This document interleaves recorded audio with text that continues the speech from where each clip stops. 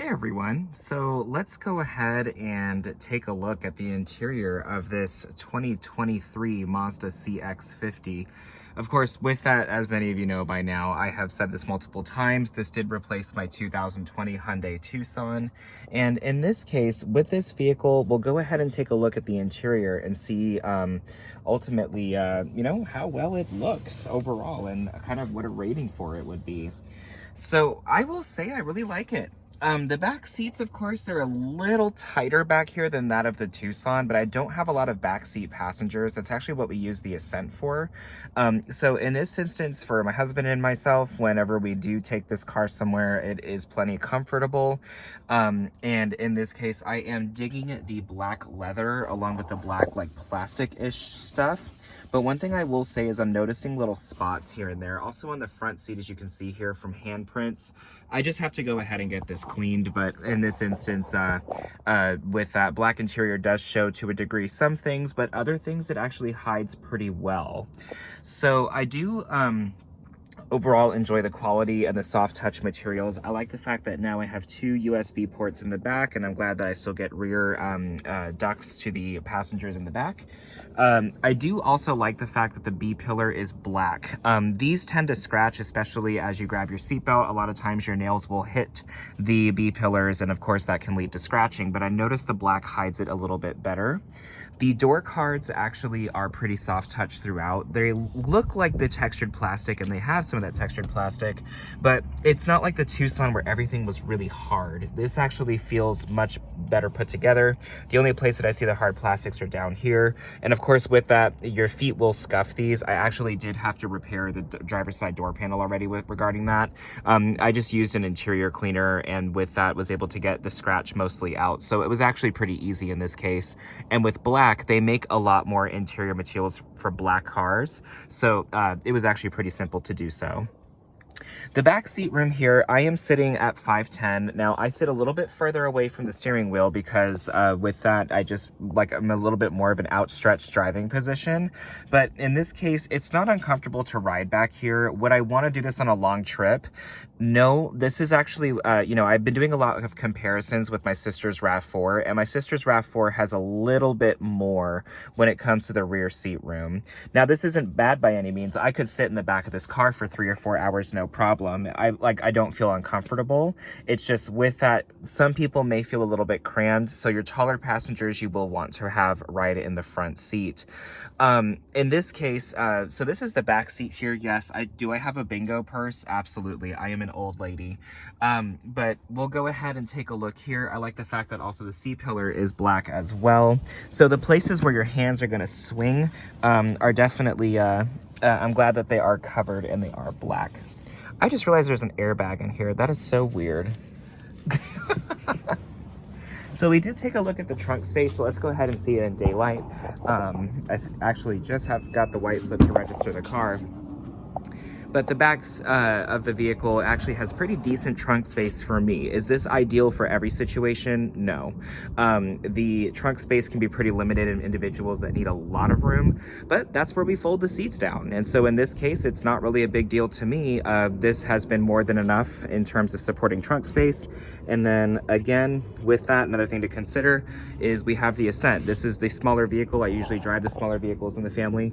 My husband likes conspicuously large vehicles is what he mentioned. So the fatality of getting a black car is you can already see the dirt. But in this case, let's go ahead and take a look in the front here. Front seat has optimal room, and with that, leg room is pretty sufficient. I always keep these to see how long they last in the car. They just somehow disappear at some point. But in this instance, the seat looks good.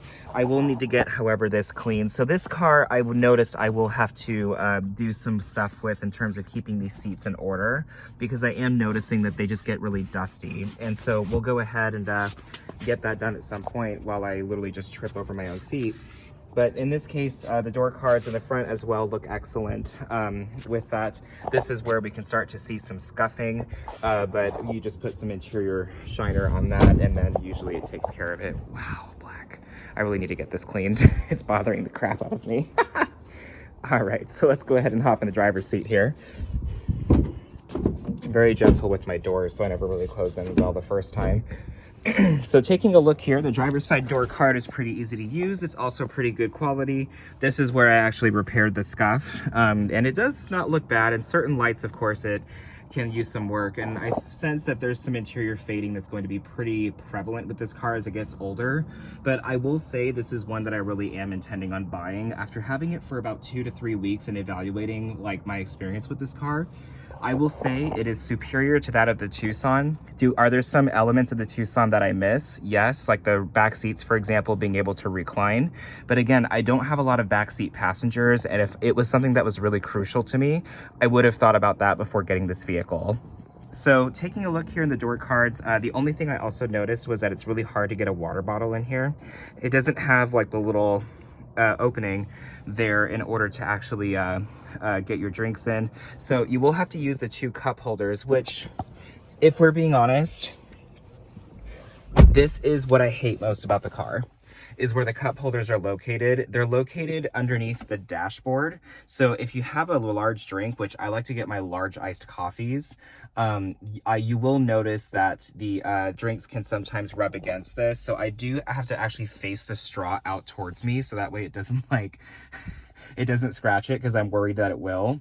But overall, I mean, it's not uncomfortable by any means. And again, there's only 2 of us. We have the bigger car for when we take the family out.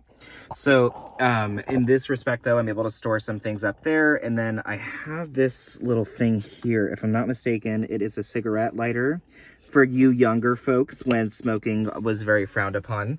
That is the 12 volt US, that's the 12 volt system. And then I also do have a USB port that is located, oh shoot, where is it located? Oh, just kidding. It's located in here. I have 2 of them located in here, so that's where they're at. And this does support wireless Apple CarPlay, so I don't always plug my phone in. But in this respect, I do keep my gate clicker here just for the hell of it. Easy to use controls. I still like that there are physical buttons for the air conditioner and then the heated seats as well. I did not get the ventilated seats. I personally don't like them. I know that sounds kind of goofy, but it makes me feel like I've wet myself, and I'm like, yeah, no.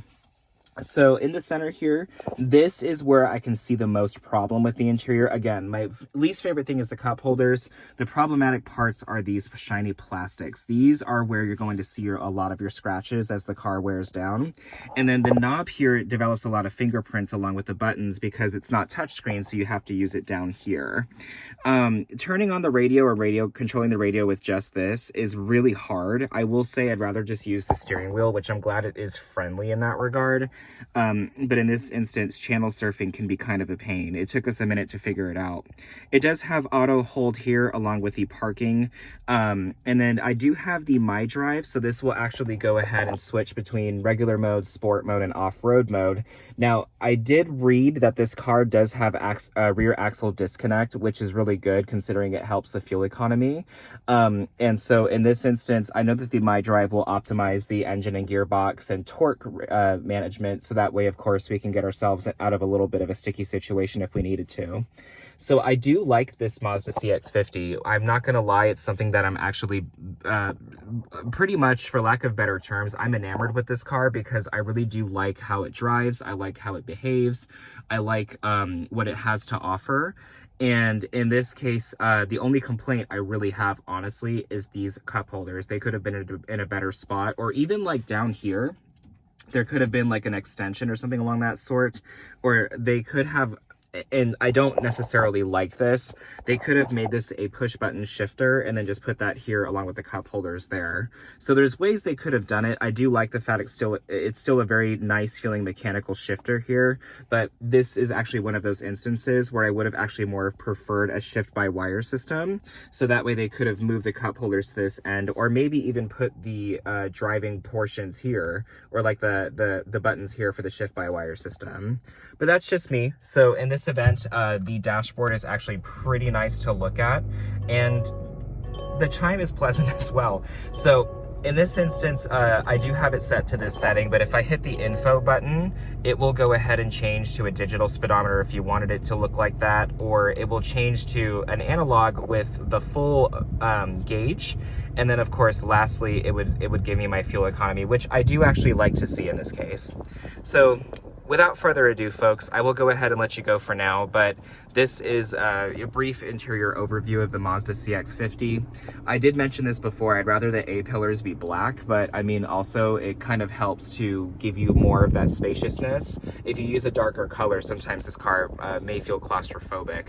So without further ado, if you guys have any questions, please do not hesitate to reach out, and thank you for watching.